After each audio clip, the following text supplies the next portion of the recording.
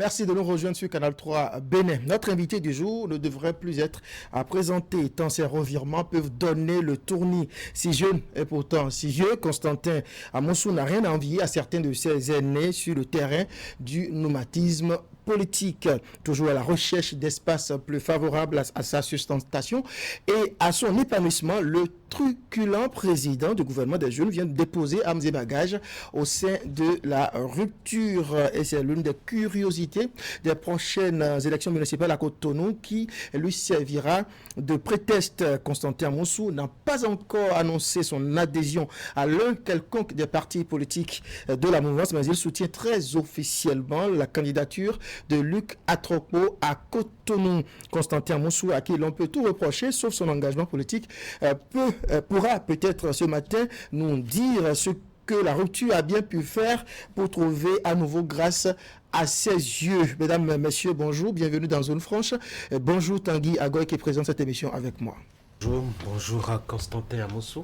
Bonjour Tanguy, bonjour André. On est arrivé à Canal 3 Bénin. Je brûle de vous poser beaucoup de questions politiques avec cette belle introduction d'ailleurs de André Dossa. Mais il y a une actualité qui s'impose à nous, liée justement à cette pandémie-là qui nous fait voir de toutes les couleurs depuis quelques mois maintenant. Il y a des cas qui sont confirmés au Bénin, d'autres qui sont guéris, etc. On est en tout cas dans la marche de la gestion de cette crise sanitaire-là. Quelle est votre lecture, je dois dire, des actions menées par le gouvernement Talon face justement à cette maladie-là, cette infection-là? Merci bien. Je voudrais commencer cette émission en adressant mes chaleureuses salutations à nos compatriotes. Nos compatriotes de tous les secteurs d'activité, nos compatriotes de toutes les conditions sociales, nos compatriotes de toutes les rives politiques. Je voudrais à l'entame et avant de répondre à ta question, observer sur la provocation de André que je ne suis pas un expert en nomadisme politique et qu'en réalité, s'il faut observer mon parcours politique, le parcours, il a commencé à l'âge de 16 ans. Ne soyez pas pressés. Rapidement, parce qu'il faut lever cet équivoque. Il a commencé à 16 ans en opposition au retour du général Mathieu Kérékou au pouvoir. Et de cet âge-là jusqu'à aujourd'hui, ça fait 24 ans, j'ai été constamment en opposition à tous les régimes et pour les mêmes raisons à ce jour. Et donc, il y a une constance dans mon engagement politique. Pour le reste, sur les paroisses ou les appareils dans lesquels je mène ce combat, oui, il y a eu de l'évolution. Et j'aime à dire et à soutenir que la liberté, ce n'est pas que la liberté d'aller, c'est la liberté d'aller et de venir. Et donc, pour ceux qui pensent que la liberté d'aller, c'est la liberté d'aller et de ne pas venir, je voudrais bien pouvoir revenir.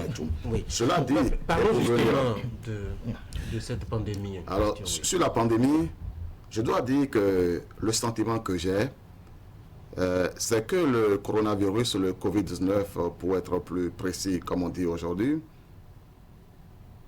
est un mal qui nous éprouve. Est un mal qui nous éprouve au-dessus de nos moyens. Jusqu'à présent, pour ainsi dire, j'observe et je considère que le monde, je parle du monde entier, pas seulement du Bénin, que le monde vivait au-dessus de ses moyens. À présent, nous commençons à mourir au-dessus de nos moyens.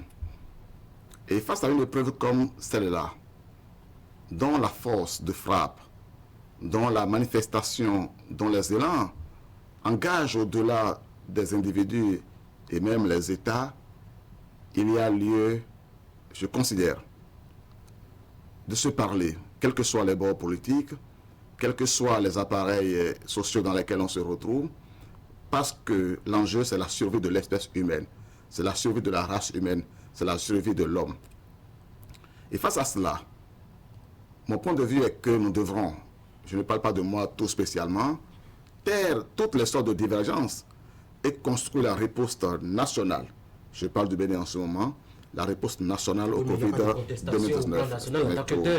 Il y a des résistances décidées par le gouvernement se déroulent normalement avec une massive adhésion des populations. On peut l'observer ainsi. J'observe que oui, la mesure de cordon sanitaire est bon an, mal an appliquée. Il faudra observer et appeler davantage au sens de responsabilité de nos compatriotes, de nos populations, parce qu'on a le sentiment que les pays où le drame de la mortalité grandiose du coronavirus se déroule sont si lointains que ce n'est pas déjà à la portée du Bénin. Et c'est aujourd'hui qu'il faut endiguer. Il faut endiguer la chaîne de propagation pour que le mal n'aille pas plus loin. Alors, la stratégie adoptée par le gouvernement béninois, évidemment, pour venir là-dessus, je pense que c'est une solution mesurée, et mesurée en adéquation avec tout à la fois la nécessité de protéger nos compatriotes, de les protéger contre le mal qui avance à pas de galop, mais de les protéger aussi contre l'autre pandémie, qui est la pandémie de la faim, la pandémie de la famine, qui est peut-être une menace ultime, mais assurée que le monde pourrait avoir affronté si le coronavirus continuait à avancer à ce rythme. Pourquoi c'est une mesure, pourquoi ce sont des dispositions mesurées de mon point de vue? Elles sont mesurées en proportion. Parce que l'État béninois, le gouvernement béninois, n'aura pas décidé de se taire, de croiser les bras. Il a réussi à délimiter, il a pris la précaution de délimiter les zones à risque. Vous savez, les zones couvertes par le cordon sanitaire, Cotonou, Calavi, Alada, et délimiter cette zone, c'est le premier niveau de responsabilité parce que cela permet d'identifier le rayon dans lequel on peut agir de façon sensible.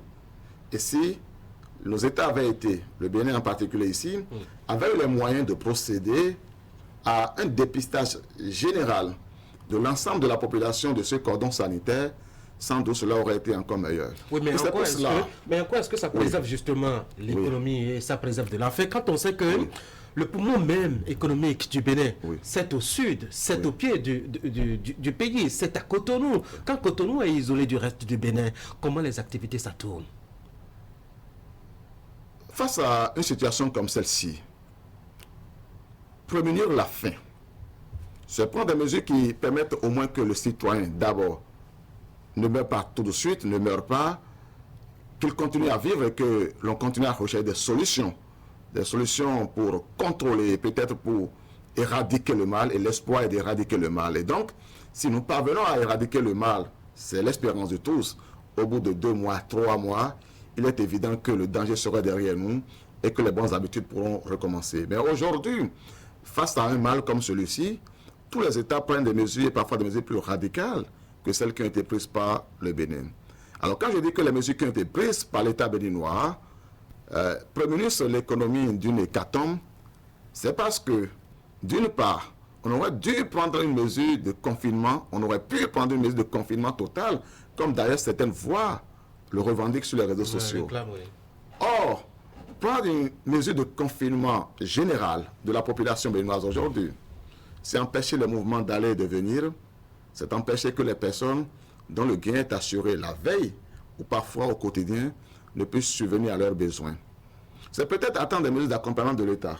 C'est peut-être attendre de l'État béninois qu'il soit en mesure de fournir le pain à chacun des 11 millions de nos compatriotes. C'est pourquoi je dis que c'est une crise qui nous éprouve au-dessus de nos moyens. À la question du cordon sanitaire que vous semblez approuver, c'est vrai, c'est bien, on a délimité les villes à risque du pays, les coupant des autres régions pour empêcher que, par exemple, la propagation puisse les atteindre. Mais nous connaissons l'état de nos frontières.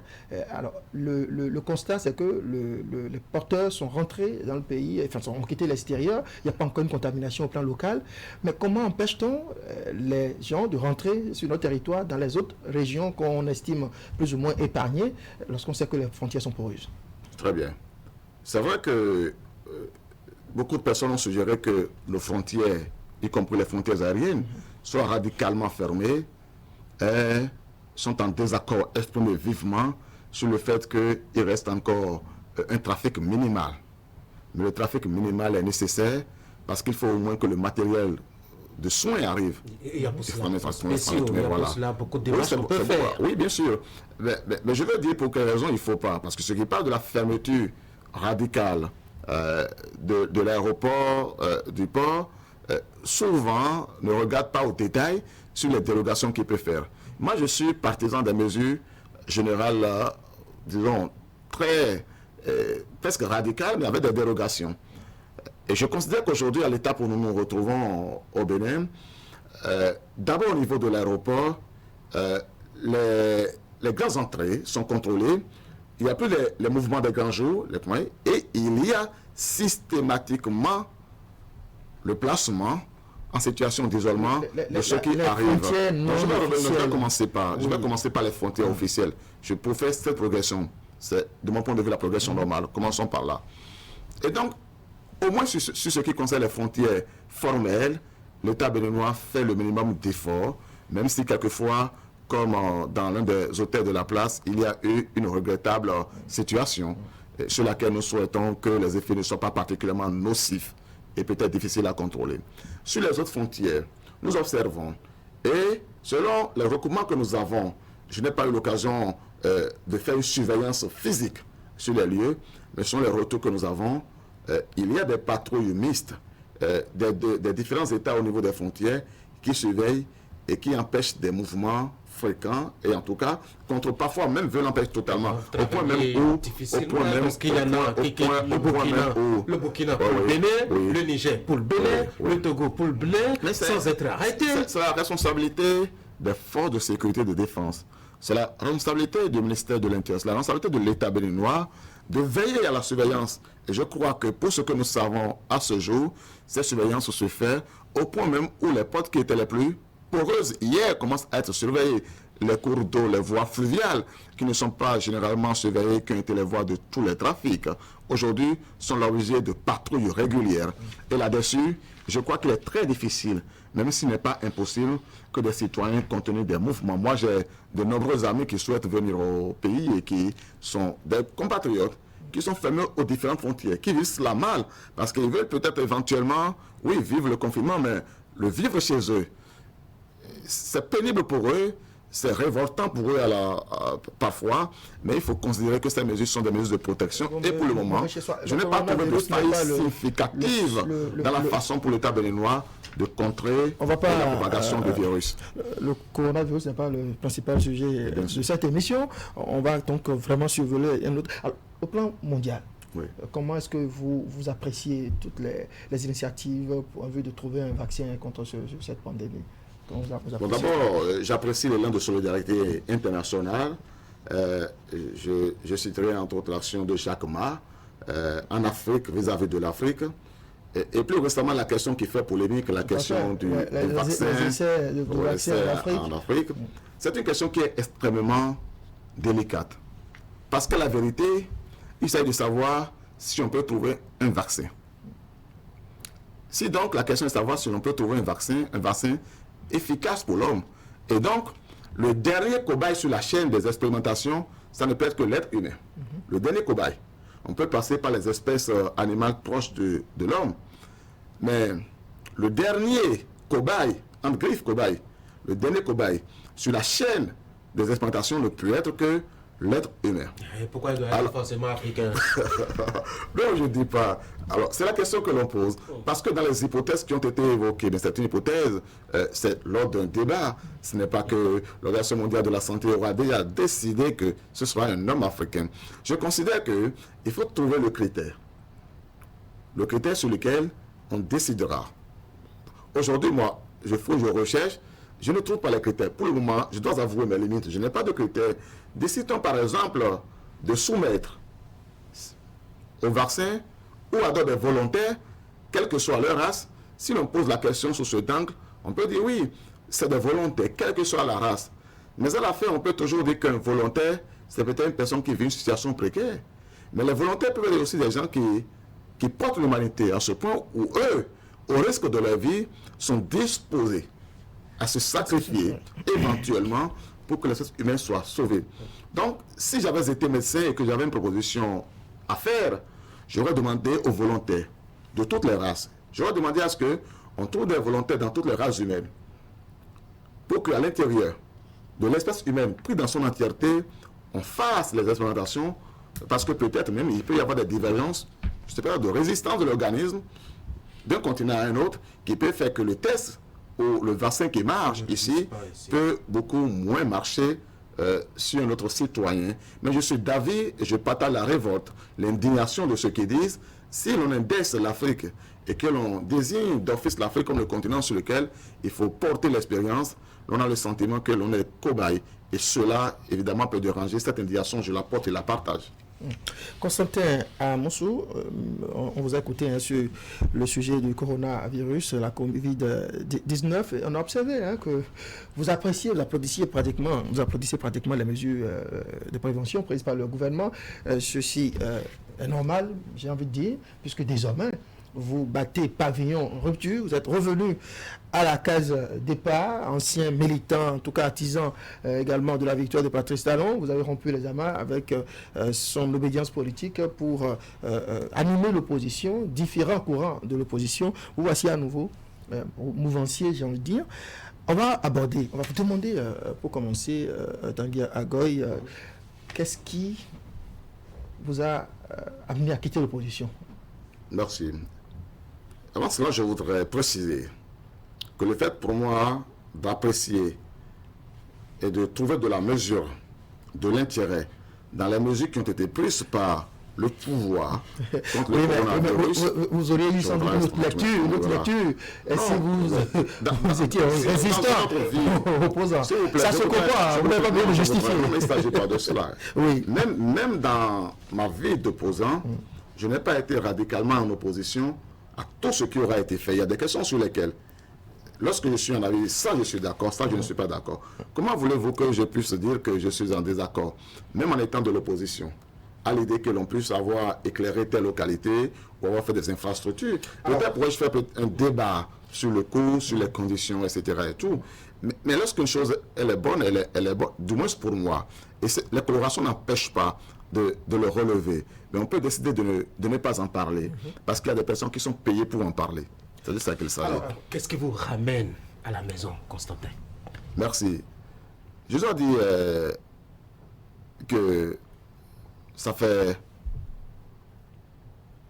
de longues années que je suis engagé en politique et que constamment j'ai été porté dans ce combat par la volonté de contribuer à l'amélioration des conditions de vie de nos compatriotes. J'ai considéré que pour servir son État, on n'a pas besoin d'être dans l'appareil d'État, on n'a pas besoin d'être ministre, député, maire, directeur général. On n'a pas besoin d'être de la mouvance. On peut même en tant que citoyen, on peut en tant que journaliste, comme vous le faites, on peut en tant que balayeur de rue, servir son pays. Mon engagement politique a commencé à l'âge de 16 ans, lorsque j'ai été en état de suivre le débat et de comprendre un peu, de mon point de vue à cet âge-là, comment se déroule la vie politique de mon pays, et où j'ai décidé de me mettre en mobilisation, de faire bouger mes camarades de classe au CGP Gamin pour nous mobiliser contre le retour du général Mathieu Kérékou au pouvoir. J'ai mené ce combat. Puis j'ai été son opposant. J'ai eu l'âge de voter plus tard. Ensuite.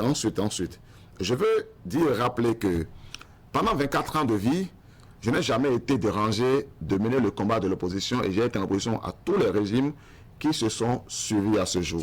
Je pense que c'est le coup de fatigue. Non, je veux dire que pendant ce temps, je veux dire que pendant ce temps, s'il vous plaît, c'est en tout cas d'animer l'opposition. je suis en état de ne pas m'enfermer dans une prison et donc de considérer que lorsque j'ai fait une expérience avec ces résultats 24 ans durant, je peux apprécier les résultats que j'ai obtenus, je peux apprécier les succès que j'ai eus, je peux apprécier les échecs que j'ai connus, et je suis fondé à me demander si cette façon de lutter était la meilleure. Je donne un exemple. Si en tant qu'opposant, j'ai un de mes camarades de lutte qui, pour une raison ou pour une autre, se retrouve pris dans les filets de la justice, pour des raisons politiques, je veux dire, en tout cas qui ont un lien au moins avec la politique. Les faits peuvent être du domaine du droit civil, mais il peut y avoir une connexion avec la politique, qui se retrouve en détention. Je peux faire un article violent, je pourrais faire une lettre ouverte au chef de l'État, je pourrais lui rendre visite comme je le fais à ce jour, je pourrais lui exprimer mon soutien. Tout cela, tout naturellement, fait partie du combat que je mène, mais tout cela ne le libère pas toujours. vous savez, le libère pas toujours. La liberté, c'est pas ce S'il vous plaît, s'il vous plaît. C'est psychologique, Oui. c'est moral, etc. Bien évidemment. Alors, quand vous avez un camarade comme ça... Oui, est-ce que vous permettez que j'aille progressivement? Mais si j'avais été en état d'être le ministre de la Justice, c'est un exemple que je donne, et d'être l'instigateur de la politique judiciaire de l'État, je pense que j'aurais été capable de dire au chef de l'État, de dire au procureur de la République qui représente les intérêts de l'État, à tout le moins, de frapper moyennement ou alors d'être clément vis-à-vis du citoyen, ou quand il aura été sanctionné pour des faits qui relèvent du droit commun, d'appeler à prendre une grâce. D'appeler à prendre une grâce, le chef de l'État, c'est un exemple que je donne. C'est un exemple que je donne. Vous allez piper les décisions. S'il vous plaît, non, le procureur de la République dépend du ministre de la Justice, mais ce n'est pas lui qui donne les décisions de justice, ce n'est pas lui qui rend les décisions de justice, vous savez. Ce n'est pas lui qui rend les décisions de justice. Mais il incarne la volonté de l'État de protéger la société. Le ministre de la Justice, qui est son supérieur hiérarchique, peut agir. Je ne veux pas vous interrompre, à travers lui, mais pour ne pas se dans la façon disperser, de on va revenir et ensuite sur dire les que raisons lorsque je de parle votre départ de la grâce l'opposition. présidentielle, la grâce présidentielle, c'est une mesure que le droit public, que le droit positif béninois reconnaît à le chef de l'État. Ça ne fasse pas les infractions qui ont été commises, mais c'est une clémence de l'État vis-à-vis d'un citoyen dont on reconnaît la faute, mais le gars de qui on dit, parce que la liberté est sacrée, et parce que tel et tel contexte ont favorisé la commission de cette infraction, on peut décider de mettre le citoyen en liberté. On va finir cette émission sans aborder les sujets, les principaux sujets qu'on a retenus, parce qu'on a une contrainte du temps. Sur la question, pourquoi avez-vous rompu les amas avec l'opposition? Pourquoi ce retour de Constantin au sein de l'actuel? Si j'ai rompu avec l'opposition, j'ai cité une première façon pour moi d'être utile. Mais ce n'est pas la seule raison. La deuxième raison, qui est peut-être la principale, c'est que, notamment ces dernières années, dans le combat que j'ai mené dans l'opposition, sans influence d'ailleurs dans la machine d'aucune formation politique, sans influence, parce que je n'étais membre du bureau politique d'aucune formation politique, je n'ai pas eu le sentiment, on peut le dire ainsi, mais j'ai été membre d'une formation politique, au moins d'une certaine façon. Je devrais dire que je n'étais pas en état d'influencer la façon dont nous pouvons organiser nos populations pour obtenir l'alternance et permettre que la façon dont je pense... Est-ce que vous assure que c'est en adhérant à la mouvance que vous avez la possibilité, les moyens, peut-être même, je dois dire, l'espace qu'il faut pour influencer justement la vie des populations? Ça aura été au moins une nouvelle expérience après 24 ans de l'autre expérience. Est-ce que celui qui a fait 24 ans, il s'agit pas, non. J'ai dit, vous n'avez pas compris, ou alors vous décidez de ne pas comprendre. Il y a deux choses. Il faut distinguer entre la cause et la méthode. La cause, c'est ce que vous soutenez, c'est le combat que vous menez. La méthode, c'est la façon dont vous menez ce combat. Lorsque ma volonté, lorsque le but que je poursuis, c'est que ma société soit plus humainement gouvernée. Lorsque le but est celui-là, il y a deux façons de faire, au moins. Ou alors, je décide de combattre le régime qui ne fait pas ça par les publications, par les attaques frontales, par les articles, etc. et tout. Mais je peux décider, et c'est la deuxième méthode. Chaque fois que je ne suis pas d'accord avec une chose, je fais en sorte que la personne qui est en état de décider sache que ça et ça, de mon point de vue, n'est pas une bonne façon de faire les choses, et voilà pourquoi ce n'est pas une bonne façon, et voilà de quelle autre façon cela peut se faire. Je peux le faire ne pas être écouté, je peux le faire ne pas être écouté dans la proportion où je le recherche, mais j'ai le temps qu'il faut pour tirer les conclusions de cette nouvelle expérience, premièrement. Et ensuite, aujourd'hui, je peux vous dire que j'ai des raisons de penser que le chef de l'État, lorsqu'il est convaincu des arguments que vous déployez, qu'il est en état de céder sur les choses qu'il pense et sur les choses qu'il voulait faire. Je suis en état, à l'instant où je vous parle, de vous dire que si incisif et parfois si radical qu'il pourrait paraître, lorsque dans un échange d'arguments constructifs, vous parvenez à mettre le doigt du chef de l'État, son regard sur la pertinence des arguments que vous développez, il est en état de vous écouter. Vous ne l'aviez pas su quand vous travaillez aux côtés de Pascal et René Koupaki, à le faire venir au pouvoir, vous ne l'aviez pas su, vous n'aviez jamais discuté avec lui, c'est maintenant que vous le découvrez. Vous parlez de qui? On parle de qui? C'est qui le chef de l'État? Oui, mais Patrice Talon, vous avez travaillé à ce que je voudrais que vous ne mélangez pas. Oui. Nous parlons du chef de l'État, ne parlons pas de Pascal Irénée Koupaki. Vous avez travaillé au côté de Pascal Irénée Koupaki. Vous avez mais Patrice Talon, oui, mais est-ce que là, nous sommes en train de parler de M. Pascal Irénée Koupaki? Je n'ai rien contre Pascal Irénée Koupaki, qui est mon ami, à qui j'ai écrit encore il y a peu. Que vous avez écrit de très belles choses, d'ailleurs. Oui. Oui, mais évidemment, nous avons échangé des amabilités. C'est maintenant vous découvrez cette haute qualité-là de Patrice Talon. Mais voilà, je vous dis, nous avons eu 4 ans de gouvernance du chef de l'État. Nous l'avons vu en train d'agir. Vous savez, lorsque vous avez vu 1 an, 2 ans, 3 ans une personne agir, 4 ans, vous pouvez découvrir aujourd'hui ce que vous n'avez pas découvert la veille. Vous pouvez tirer des conclusions. Vous pouvez parfois avoir fait des propositions qui ont eu des faits sans que vous ne veuillez vous en revendiquer. Parce qu'en réalité, en politique, comme généralement dans la vie, ce qui est fait loin des caméras est souvent plus important que ce qui est exposé aux médias. Est-ce que ce n'est pas parce que c'est souvent cela que l'on retient. n'existe pratiquement plus que vous avez décidé aussi le troisième argument maintenant pour lequel je décide de quitter l'opposition et de retourner à la case rupture, je l'assume et le dis comme cela, c'est parce que j'ai aussi observé que sur le plan des besoins vitaux de nos populations, beaucoup d'avancées ont été réalisées ces dernières années. Je vais vous dire une chose. En 2015, Patrice Talon n'était pas au pouvoir, j'ai été voir un ministre qui était candidat pour les élections législatives qui profilaient à l'horizon, et devant moi, il passe un coup de fil à un collègue.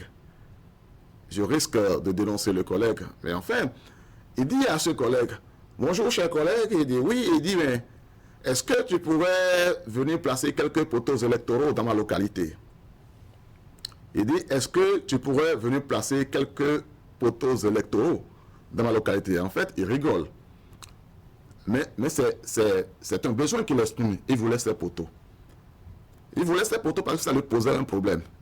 Il voulait ces poteaux parce que les populations ont besoin d'électricité dans la zone et déposer les poteaux en période électorale était la preuve, même par abus au moins, c'est au moins une preuve de ce que l'électricité viendra bientôt. Et puis après les élections, les poteaux restent là et puis rien n'arrive. De 2016 jusqu'en 2018, citoyen béninois que j'étais, y compris lorsque j'ai fait le tour de Bénin à moto et que j'ai pris le défi d'aller dans les 546 arrondissements, à la fin j'en ai fait 350, j'ai observé qu'il y avait eu peu de progrès dans les réalisations d'infrastructures. Peu de progrès. J'ai aussi observé des trous. Donc, qui indiquaient que des travaux allaient démarrer. J'étais en état de penser qu'il s'agissait de trous électoraux. J'ai vu des poteaux. J'étais en état de penser qu'il s'agissait de poteaux électoraux. 1 an et demi sont passés. Je n'ai pas refait le tour du Bénin. J'aurais un projet, si ce n'était le coronavirus qui bloque tout cela. Mais j'ai fait le tour de certaines localités à tout le moins. Et si je n'allais pas partout, entre Cotonou, je vais prendre 2 exemples. Cotonou et Calavi. Calavi qui est ma commune natale et également la commune dans laquelle je vis, je réside. Et Cotonou qui est, disons, la ville cosmopolite où nous bougeons tous les jours, où nous voyons les mouvements. Je vais commencer par Abomey-Calavi. Vous pouvez rentrer dans la commune d'Abomey-Calavi aujourd'hui. Je prends le point des infrastructures. Vous allez dans la zone de Codomé, qui est une zone de résidence. Vous allez à Yoloma-Outo, Salamé, c'est goudronné, c'est le goudron. Vous allez à Dekoumbe, c'est un chantier. le goudron Donc, vient. vous avez parcouru l'arrondissement d'Abomey-Cala et de Cotonou et vous êtes fait... Vous allez à Ouedo, vous allez à Toba, vous allez à Tréviers. Vous êtes fait votre religion, votre nouvelle religion, qui contrebalance celle que vous êtes faite par le passé en parcourant 350 arrondissements. Est-ce que la balance est bonne là? Non, je vous dis que je n'ai pas encore eu l'occasion de faire tout le tour. En revanche, j'ai des chiffres qui concernent l'ensemble du pays. Il reste à les vérifier. Mais aujourd'hui, je ne voudrais pas me faire le défenseur du bilan du gouvernement. Il y a des personnes plus avisées que moi. Nous sommes à 4 ans. C'est ça des droits. Constantin Amoussou, permettez-moi de vous relancer.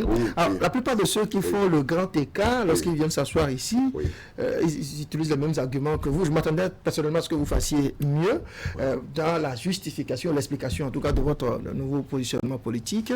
Mais alors, au départ, vous avez participé à l'équipe de Patrice Talon, vous avez participé à le faire élire, et puis vous êtes parti. Alors, a-t-il manqué de vous convaincre à ce point pour que vous soyez parti et qu'aujourd'hui vous attendiez la mise en œuvre? Le PAG pourtant a été lancé en 2017, je crois, fin 2016, voilà, décembre. Alors, pour qu'aujourd'hui vous nous dites ici, avec toute la facilité que j'observe, que oui, enfin, c'est parce qu'on a vu des actions. Mais il avait pourtant annoncé ses actions, Patrice Talon. Il avait annoncé ses réformes, il avait annoncé ses chantiers aujourd'hui qui semblent vous avoir fait changer d'avis. Je vais vous dire deux choses. Globalement, dans ma perception politique, il y a deux choses. Il y a les valeurs que je défends, d'une part, et il y a mon regard sur la construction de l'économie du développement.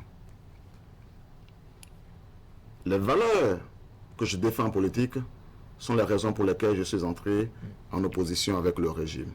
Et pour rappeler les faits, le premier acte que j'ai posé et duquel je ne me suis plus déconnecté de 2017, janvier 2017 jusqu'à ce jour, c'est la publication d'un poste depuis mon lit d'hôpital alors que j'étais au centre hospitalier universitaire pour dénoncer le matraquage des étudiants à qui on avait interdit toute manifestation à l'université et qui étaient allés se réfugier dans un hôtel qui porte si bien son nom, Hôtel Le Refuge, loin de l'université, pour tenir une assemblée générale. Que donc, ils aient déféré même à l'injonction de ne plus tenir aucune activité à l'université, qu'ils se soient réfugiés loin de l'université pour tenir une action et qu'on aille les gazer, qu'on aille les frapper, les matraquer là-bas, cela m'a choqué parce que cela affecte mes valeurs, les valeurs humanistes qui sont les miennes. Ce fait, je l'ai condamné. Comme j'ai condamné la mesure qui a consisté à exclure l'université pour 5 ans, 21 responsables étudiants qui étaient en lutte pour qu'il y ait la session de remplacement, même dans le modèle LMD. Et donc, sur chacune de ces questions, ma vision, ma position n'a pas changé. Je suis défenseur du monde tout, je suis défenseur de l'homme, les valeurs humaines. Ça n'a pas changé hier, ça n'a pas changé aujourd'hui. Alors, sur ce qui concerne précisément maintenant les actes de développement, le programme d'action du gouvernement qui a été lancé en décembre 2016 était assorti d'un calendrier d'exécution. Dites-moi, n'avez-vous pas observé jusqu'en 2018 qu'il y avait un grand retard entre ce qui a été annoncé et ce qui se faisait? Ne l'avez-vous pas observé? Dites-le moi. Dites-le-moi. Non, ici, c'est nous qui vous posons la question. Ah ouais, bien. Continuez votre développement. Comme vous, dans votre fort intérieur, comme Tanguy est entré dans les forts intérieurs, comme la plupart de nos compatriotes, tout le monde a observé un grand écart, parfois inquiétant, y compris pour les soutiens les plus farouches. Est-ce qu'il est juste? Il est juste maintenant? Il est respecté? Je n'ai pas fait une évaluation totale, mais ce qui est certain, c'est que entre avant et aujourd'hui, il y a de façon manifeste, que ce soit dans le secteur de l'eau, avec le système d'adduction d'eau dans plusieurs dizaines de localités de notre pays, que ce soit dans le secteur de l'électrification avec les 160 nouveaux mégawatts que nous avons à Maria Gleta et les 160 mégawatts qui sont en projet pour venir, ainsi de suite, pour ne pas que ce soit les logements sociaux qui avancent, au moins le premier lot de 1700 est en jeu, même si c'est 20 000 et que l'on se demande comment on pourrait passer à 20 000 avant la fin du mandat, il reste qu'il y a une progression, que l'on peut observer que parfois, oui, le gouvernement a dû prendre du retard. Peut-être avait-il de bonnes raisons de prendre du retard. Mais je considère que pour ces choses qui ont été faites dans l'intérêt de nos populations, il y a lieu de soutenir et de dire, ça c'est bon, mais c'est à améliorer. Il y a lieu de soutenir et de dire, je veux bien que vous continuiez sur ce terrain et peut-être que vous alliez plus vite et peut-être mieux que ça. Mais je voudrais que vous fassiez plus d'efforts vis-à-vis des droits de l'homme. Et lorsque moi, demain, j'ai des relations à faire au régime, au pouvoir, j'ai décidé, j'ai pris le pari de ne plus les faire de façon médiatique parce que j'ai considéré que ça n'a jamais eu de résultat. C'est la raison ce qui a changé. Nous ont amené à combattre le régime Patrice Talon, c'était le retard dans l'exécution des chantiers annoncés. Quelles sont les raisons, par contre, qui peuvent expliquer le nomadisme qu'on a observé chez vous au sein même de l'opposition? Vous avez été tantôt proche de Adiavon, tantôt proche de Komikoutié, tantôt... Pourquoi également ces mouvements au sein de l'opposition? Très bien, cette question, je vais la clarifier, mais c'est une bonne question. Même si je n'aime pas le mot nomadisme. Vous savez, vous me prêterez peut-être à partir... comment le qualifier. Il faut parler de mobilité. Ah, d'accord. De mobilité. C'est la même chose. Je vous ai dit que moi, j'entends le mouvement comme la liberté d'aller et de venir. Non pas la liberté d'aller et de ne pas venir. Je suis contre toutes les prisons. Je suis contre toutes les prisons, y compris les prisons mentales, les prisons sentimentales et tout le reste. Oui, mes amitiés, ma proximité avec Sébastien Adiavon, avec Komikoutié, même avec Léa Lissoglo, et avec d'autres instants, Thomas Tao et tout le reste. Je vous le dis. Même Yaïboni, me semble. Même Yaïboni, oui, bien sûr, bien sûr. Je vais vous dire les choses. Vous savez, à partir de 2017, toute l'opposition est rentrée dans la logique du parti unifié. Et cela vous rappellera la rencontre de Djefa qui a accouché de la CDD. La coalition pour la défense de la démocratie, rencontre à laquelle j'ai été présent, et à laquelle un ami à moi, avec qui je n'étais plus très lié en ce moment-là, a eu presque le message prophétique, je veux dire, de qualifier de contrat à durée déterminée. Et j'aurais tellement aimé qu'il ait eu tort. En réalité, ça a toujours été le cas avec les hommes politiques du Bénin de toutes les périodes. Il reste qu'en 2017, lorsque la coalition pour la défense de la démocratie a été installée, le Parti communiste du Bénin, à côté de la RB, à côté de PSD, à côté de ce qui va devenir l'USL, à côté de FCB, à côté des patriarches comme Tevo et Deren, on a eu le sentiment que nous étions sur la bonne voie pour disposer au sein de l'opposition d'une machine qui va faire bouger les choses. Dans cette machine, les individus n'existent plus. Il n'y avait plus de frontières entre Koutié, Adiavon, Yahi et quoi que ce soit d'autre.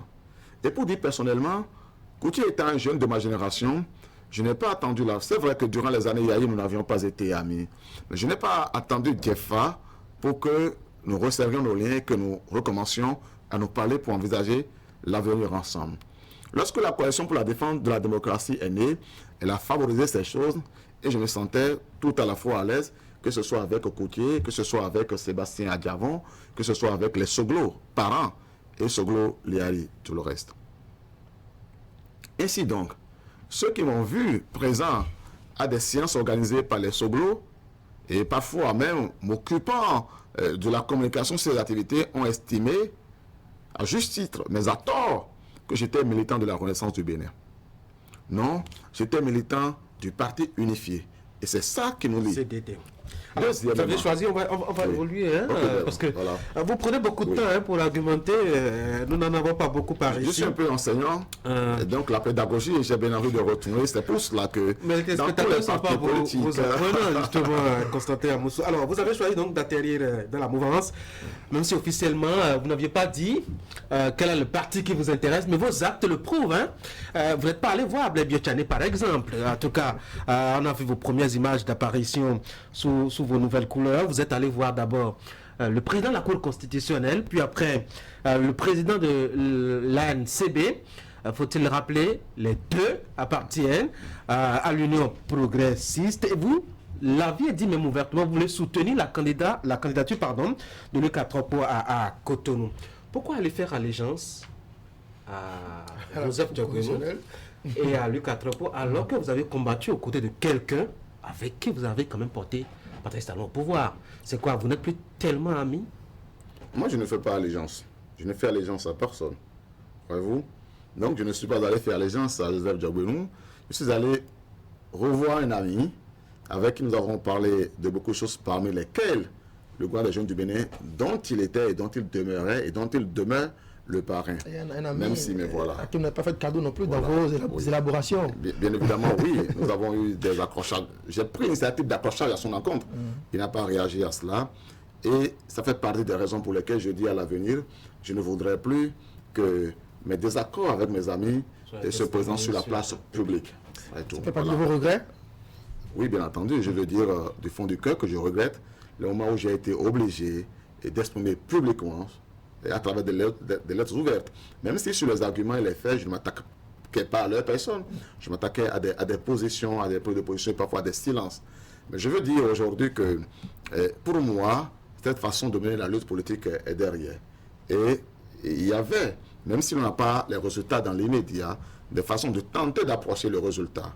Ça peut durer plus, ça peut prendre plus de temps, jusqu'au moment où vous soyez suffisamment fort pour influencer plus fondamentalement.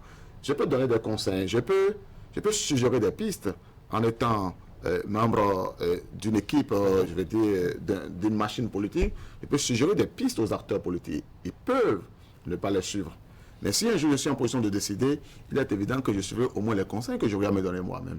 Et donc je crois que ce sera une façon plus sûre d'agir et de faire.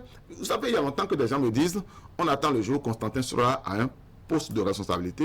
Et nous allons voir ce qu'il fera. Est-ce que vous allez voir Pascal René Koukouaky décider, désolé de revenir sur son cas tout le temps, pour, ma foi, regretter aussi, comme vous le faites, ce que vous aviez écrit peut-être contre lui entre-temps.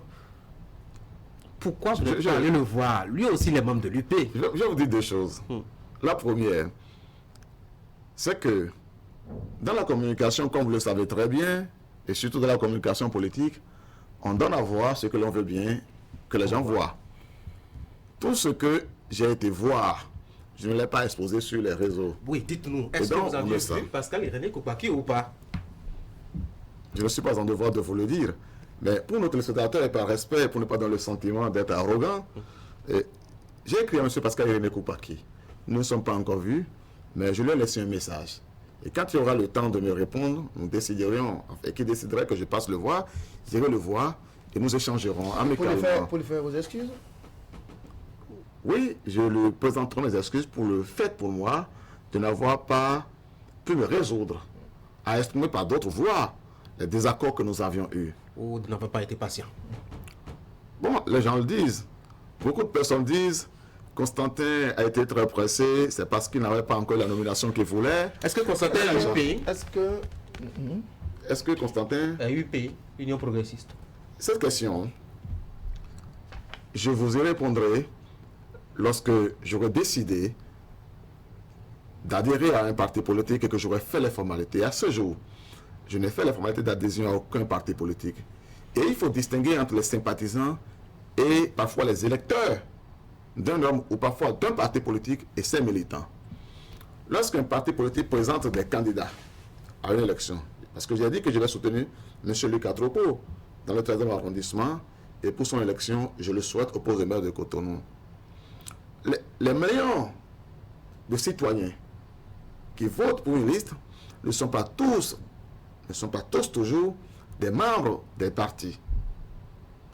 Et donc, au stade où je suis, je me suis exprimé en tant que citoyen, en tant qu'électeur éventuel. Et j'ai dit, voilà, et j'ai dit que moi j'exprime mon soutien personnel et le soutien de mes amis à Luc Atropo, à M. Luc Atropo. Et il n'y a pas que M. Luc Atropo qui aspire à la fonction de maire au sein de l'Union progressiste.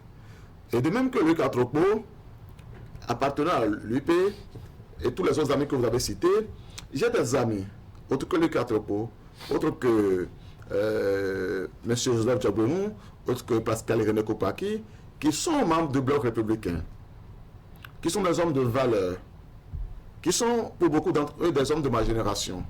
Et ce sont des questions, ce sont des paramètres qui peuvent appeler mon choix lorsque j'aurai pris le parti de me ranger dans une formation politique.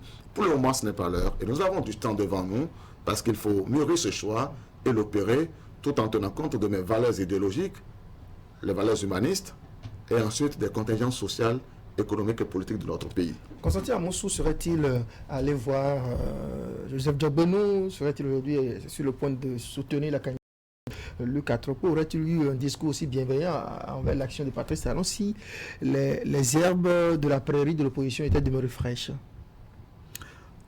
J'aime bien cette question.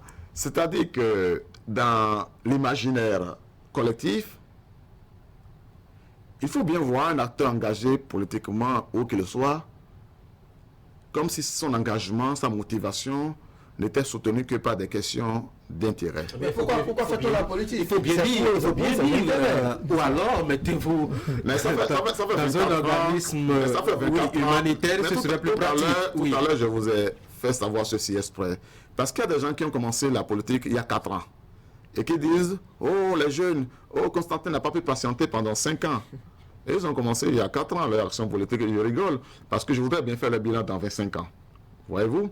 Et donc, quand les gens regardent la politique comme le jeu d'intérêt, je voudrais bien qu'ils puissent dire les milliardaires avec lesquels j'étais depuis 1996. Depuis 1996. Deuxièmement, moi, mon engagement politique au sein de l'USL est intervenu à un moment où Sébastien Djabounou n'était même plus au pays. Il n'était même plus dans ce pays. Bien évidemment, on peut peut-être miser sur l'investissement dans le futur, ou peut-être encore sur quelques atouts, parce que même de l'extérieur, il peut agir efficacement. Et je dois pouvoir avouer que, de temps à autre, M. Sébastien Adiavon m'a soutenu personnellement dans des initiatives que je prenais, parfois des initiatives que je prenais au service de nos citoyens, de nos compatriotes, de la jeunesse. Il m'a soutenu quelquefois. Et aujourd'hui encore, si j'avais éprouvé le besoin, même en n'étant plus dans son parti, et que j'allais frapper à sa porte sur l'appréciation de la pertinence de l'action, pour la façon dont je le connais, il réagirait encore exactement. Donc, je n'ai ni eu de préconçu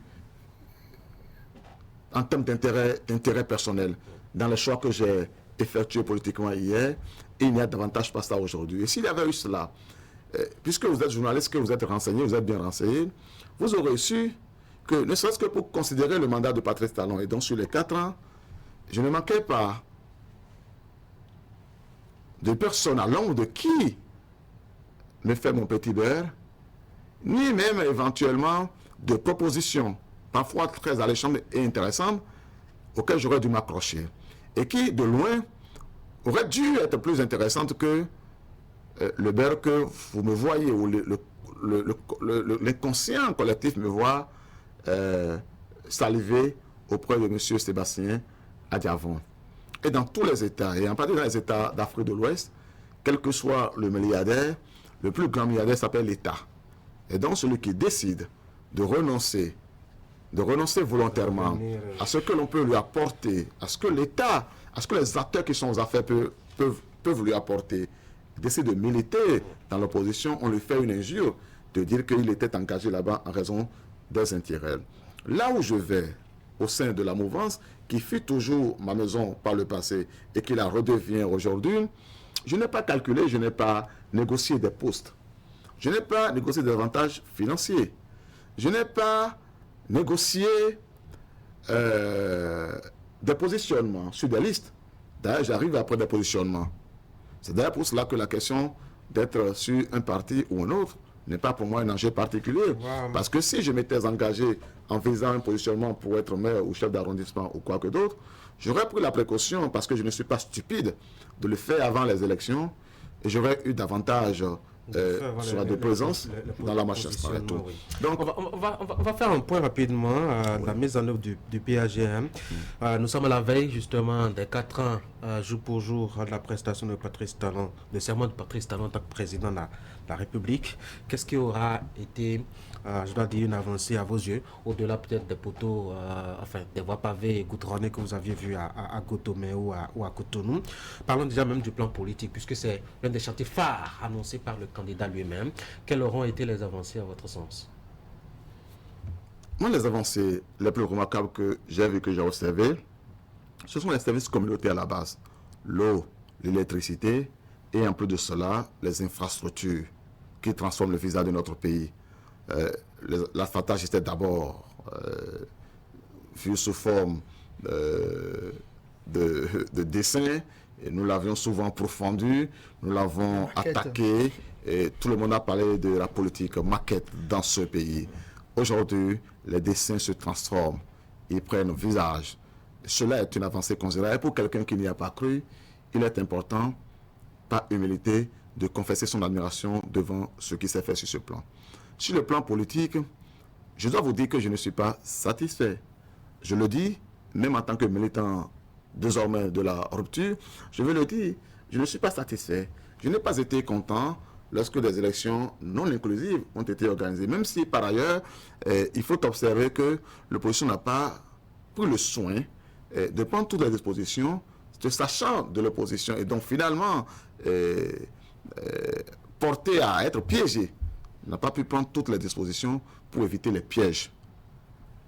Il y a pas eu de pièges. Je considère que l'opposition aurait dû être plus éveillée. Elle aurait dû penser qu'il y avait des pièges. Elle aurait dû agir en sorte à éviter des pièges. Je me rappelle que lors d'une rencontre avec les partis politiques de l'opposition, le chef de l'État, Patrice Talon, avait dit « Si j'avais été à votre place, j'aurais été en mesure de prendre part à ces élections. » Je vais vous raconter une anecdote. J'ai eu un ami, il demeure un ami, qui était allé voir Patrice Talon à Paris en 2015, pendant que le chef de l'État méditait son projet de candidature aux élections présidentielles, à l'élection présidentielle de 2016. Il ne s'attend pas à se voir annoncer cette nouvelle. Pour lui, il va voir un homme qui le soutient, qui veut l'entretenir sur sa vision, peut-être sur le candidat qui soutiendra pour la présidentielle. Et alors qu'il discute, il descend sa main, il enlève son soulier, il soulève, il le montre, il dit « Regarde, je suis prêt à vendre mon dernier soulier pour devenir président de la République. » Regardez le degré de détermination qu'il y a dans le caractère, dans l'attitude d'une personne qui est multimilliardaire et qui se dit disposé à vendre son dernier soulier pour devenir président de la République. Il dit qu'il est prêt à faire tout ce qu'il faut faire dans ce sens. La question de savoir si l'opposition, dans le contexte des élections de 2019, auxquelles nous n'avions pas pu prendre part, avait dû avoir eu à l'esprit elle-même de faire tout ce qui est devant son dernier soulier pour y arriver. Donc, on je vais donc dire et rappeler que sur le plan politique, je pense qu'il faut améliorer. Et c'est pourquoi l'une de mes missions au sein de la mouvance, au sein de la grande famille de la mouvance où je suis revenu et où je suis heureux d'être revenu, où je suis accueilli à bras ouverts par des gens du bloc républicain, oui, à bras ouverts, vraiment à bras ouverts, sans exclusif, de tout le monde. Autant ceux du bloc républicain et de l'Union progressiste, donc dans cette famille, tous vos écrits. Lorsque j'ai échangé avec mes amis qui sont restés dans la mouvance, je n'ai pas eu le sentiment qu'ils m'accusent des positions que j'ai tenues dans le passé. Ils ne m'ont jamais dit, Constantin, tu avais eu tort d'avoir défendu ces positions. Je vais vous dire une chose. La plupart des militants de la mouvance Union progressiste et bloc républicain étaient malheureux eux aussi de ce que les élections de 2019 aient été non inclusives, même s'ils en ont été bénéficiaires. Même s'ils en ont été bénéficiaires. C'est d'ailleurs l'une des raisons pour lesquelles il y a eu une volonté, au moins affichée, d'améliorer la présence et la diversité des partis politiques aux élections communales qui profile à l'horizon. Mais là encore, malheureusement, vous aurez lu un de mes derniers articles, l'opposition et la jeunesse béninoise gros comme devant. On m'a donné le sentiment que et les jeunes et l'opposition, les deux ensemble, n'ont pas toujours su avoir pris la mesure de la situation et comprendre qu'ils devraient se réveiller plus tôt et travailler à présenter des listes les plus irréprochables. Et en cela, se garantir la chance de proposer leur projet de société à nos compatriotes et d'avoir un résultat. Et au-delà des élections législatives, il n'y a que ça qui vous a marqué dans les réformes qu'on a eues. Là, il y a quand même beaucoup de choses. Hein? Il y a la révision de la Constitution, il y a eu pas mal de choses qui ont changé. Je parle de la Constitution. J'ai combattu toutes les révisions de la Constitution. Et même la dernière. Et la dernière. Pas que je sois un fétichiste de leur Constitution, mais parce que j'ai considéré que la promesse du chef de l'État de soumettre le projet de Constitution, dans tous les cas, à un référendum, pour moi était une parole si importante que même dans le risque éventuel de ne pas être approuvé, il était essentiel de le faire passer. Ne serait que pour ces questions de forme, avant même que de rentrer dans le fond, je suis contre. Voyez-vous, il reste que si l'on veut apprécier le fond, il y a des aspects positifs, des aspects négatifs. Je crois qu'on a en train de finir cette émission. Que devient votre gouvernement? Parce que je rappelle que vous êtes un président, hein, par ailleurs, président du gouvernement des jeunes. Le gouvernement des jeunes de Bénin, comme vous le savez, c'est une association. Vous l'aviez dissoute. Oui, elle est ressuscitée. Vous avez la force des choses, comme le Christ, hein, en trois jours. Parce que il n'y a pas longtemps, vous avez annoncé sa dissolution. Comment vous faites la résurrection? Comment ça s'est passé? Nous sommes en période de... Vous savez, dans une association, vous voyez, ça vient plutôt à point d'ailleurs. Oui. Dans une association, ce qui compte au-delà de tout, ce sont les membres de l'Assemblée générale. Ce sont les membres. C'est eux qui constituent l'Assemblée générale. Leur volonté s'impose. J'avoue, l'initiative de convoquer l'Assemblée générale de dissolution était mon initiative. Parce que j'ai considéré que je suis arrivé à la conclusion que je n'avais pas la collaboration que je souhaitais de la part des membres de l'association. Et ça, je peux l'expliquer. C'est peut-être pas nécessaire d'aller dans les détails. Mais globalement, j'ai compris que tous n'étaient pas disposés à prendre les mêmes risques que moi. Et surtout ne voulaient pas être frappés par, peut-être comme victime collatérale. C'était une association politique. L'association, s'il vous plaît. Les positions politiques ont impacté justement sa survie. Oui, je vais vous dire ça clairement. Moi, je suis politique. En fait, Constantin Amoussou est un acteur politique, affilié à une formation politique, certaines mesures.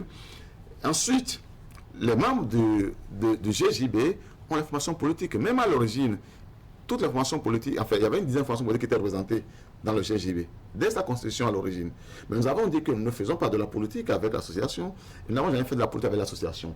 Il reste que dans l'imaginaire social commun, il est difficile de distinguer la personne du président dans ces initiatives qu'il revendique quand il est fait politiquement, qu'il revendique politique, de ces initiatives qu'il conduit sur le plan social et associatif.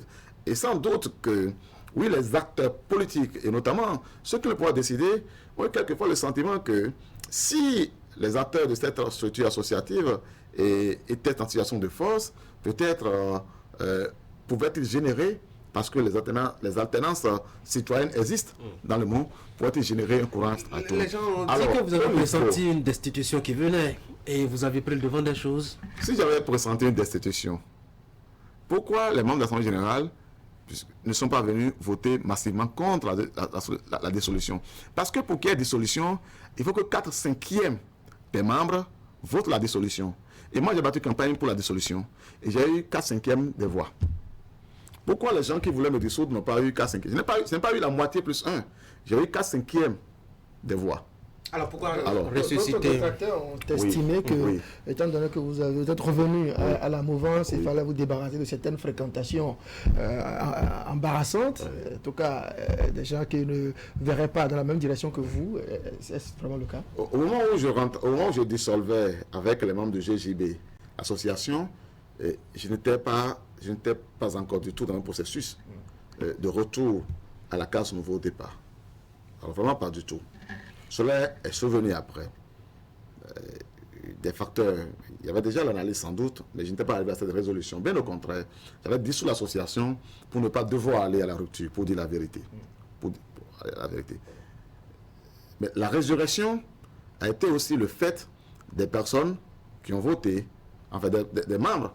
Parce que la vérité, certains membres n'avaient pas cru devoir, disons, payer leurs cotisations, donc être à jour pour participer à l'élection. Ils avaient pensé que la dissolution que je mettais à l'ordre du jour n'était qu'une menace. Elles n'ont donc pas été en mesure, ces personnes, d'imaginer que nous aurions vraiment la dissolution. Après cela, beaucoup m'ont touché une bosse pour dire, président, faisons quelque chose pour sauver l'association. Ça a été le premier point. Et pourquoi ça coïncide avec votre retour à la rupture? Vous avez besoin d'un élément, d'un instrument pour revenir sur la scène politique, ou qu'est-ce que vous voulez faire? Pourquoi les deux coïncident? C'est une question intéressante, j'avoue, très pertinente. Je vais vous dire, le GJB n'est pas construit pour être une formation politique. Mais le GJB n'est pas construit non plus pour une formation de l'opposition.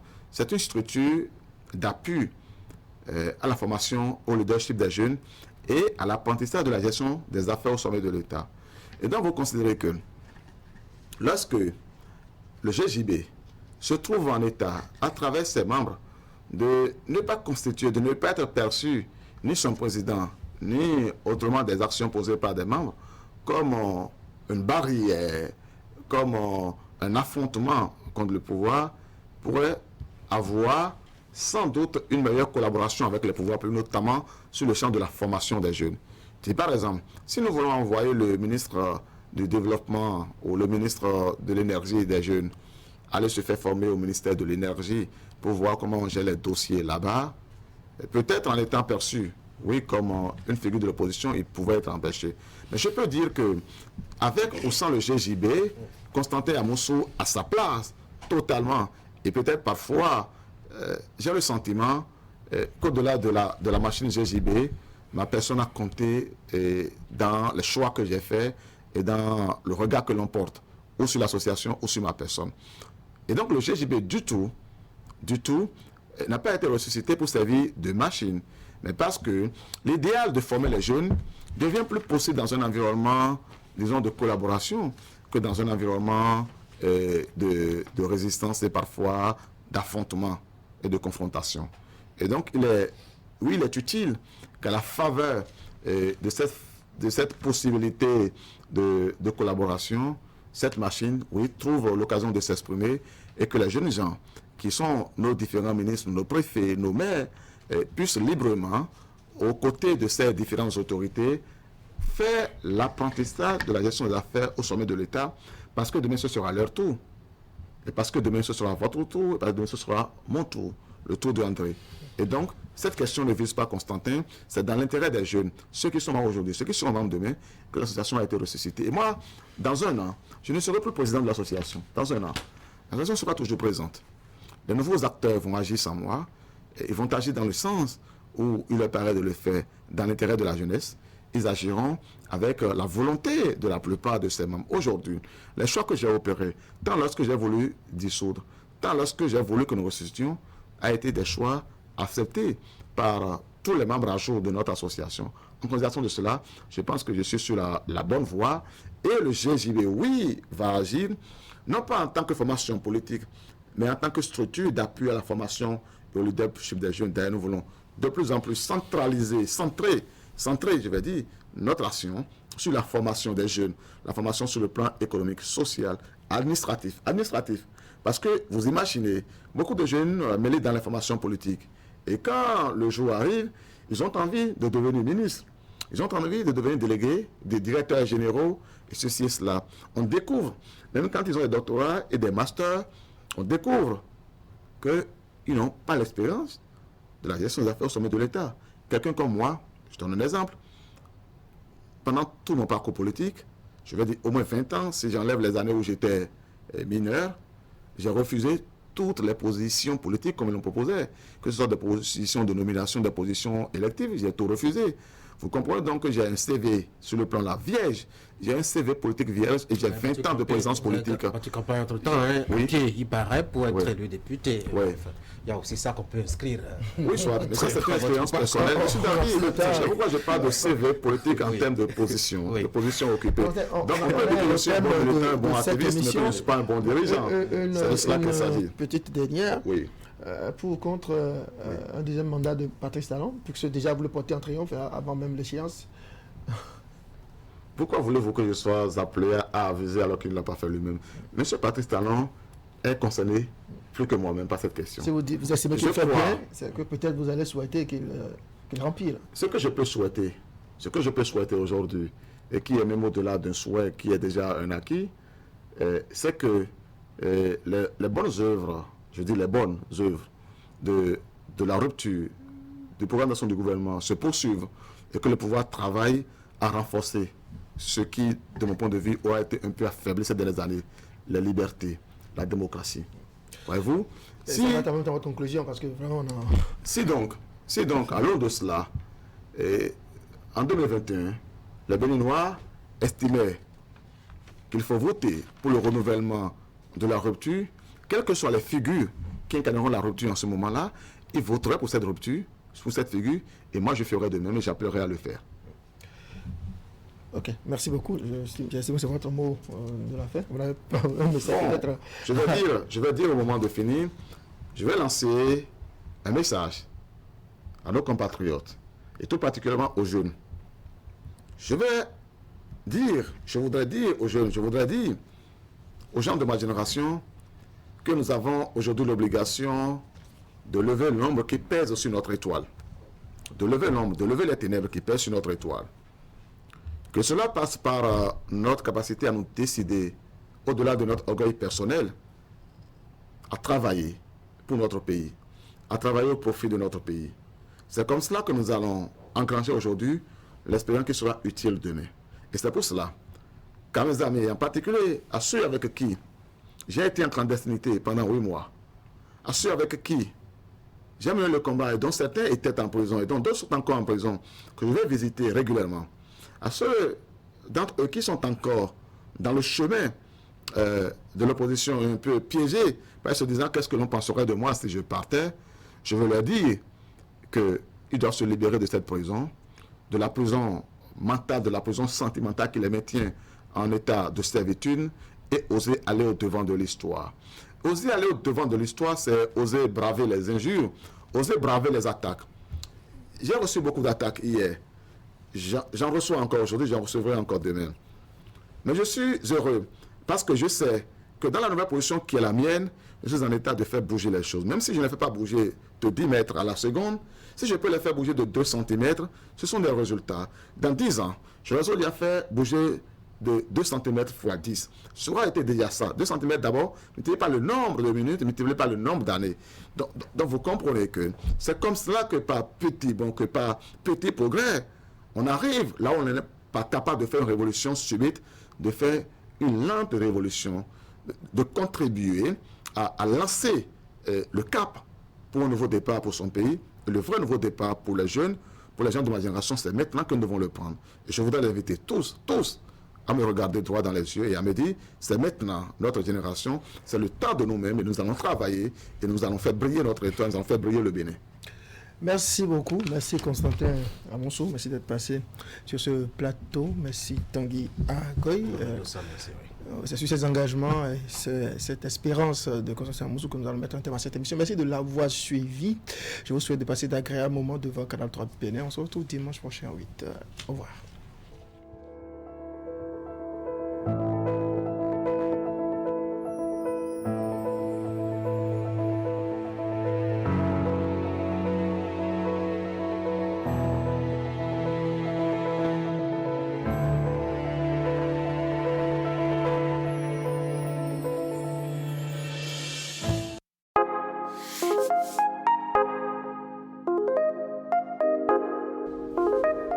Chers amis, la Covid a horreur du vide.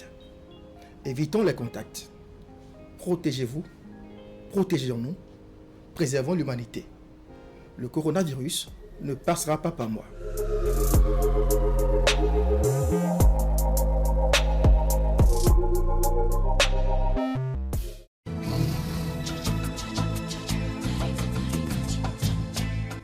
Vous aimez la qualité, vous exigez la finesse. Pour tous vos travaux en impression, flyers, affiches, dépliants, brochures, calendriers, facturiers, faire-part, cartes de mariage, cartes de visite et vos travaux en sérigraphie. Une seule adresse, l'imprimerie du groupe de presse Fraternité qui vous propose des prix défiant toute concurrence. Imprimerie Fraternité, c'est une équipe dynamique avec du matériel de dernière génération capable de vous produire en quantité, qualité et avec célérité. Imprimerie Fraternité, nous sommes situés à Ménotin dans l'avant de la station Sonacop. Contact 97 60 79 34 95 34 10 47. À l'imprimerie du groupe de presse Fraternité, la qualité est garantie.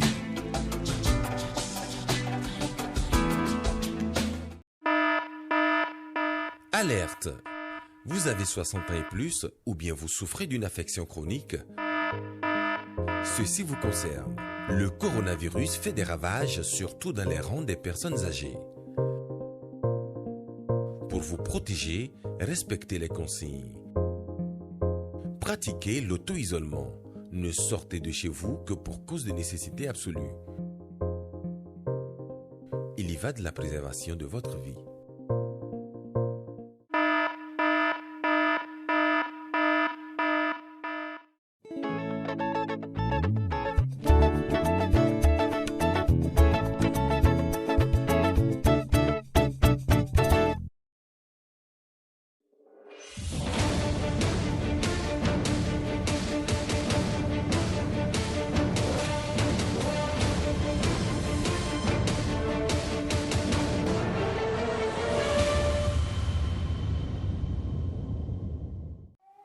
Le visage de Dobo Mambaza, 3 ans, est boursouflé et elle respire difficilement.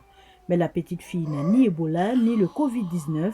Elle souffre de la rougeole, une maladie extrêmement contagieuse qui, depuis janvier 2019, a ravagé le Congo et continue de se propager dans les régions éloignées sans être maîtrisée. Je suis la seule coupable car lorsqu'elle a commencé à souffrir de cette maladie, je n'étais pas là et personne ne m'a rien dit jusqu'à mon retour. Le manque de financement et le retard des campagnes de vaccination du gouvernement dans ce vaste pays d'Afrique centrale ont rendu vulnérables des millions d'enfants qui vivent dans les zones reculées. Le taux de mortalité réel pourrait être beaucoup plus élevé, jusqu'à 4 ou 5 fois plus élevé que ce que nous avons dans les chiffres officiels, parce qu'il y a plein de structures de santé qui ne fonctionnent pas correctement et donc beaucoup de décès communautaires qui ne figurent pas dans certains des rapports officiels. Ebola est enfin en recul, mais le Covid-19, dont des cas de contamination ont été signalés dans la capitale Kinshasa et dans d'autres villes, menace de voler la vedette indéfiniment à l'épidémie de la rougeole. Et l'Organisation mondiale de la santé craint que la mobilisation des ressources pour la rougeole ne soit remise en cause par le nouveau coronavirus. Le gouvernement congolais a mené des campagnes de vaccination tout au long de l'année, mais il n'y a pas eu d'intervention d'urgence ciblant les zones à haut risque. Toute l'attention est focalisée sur Ebola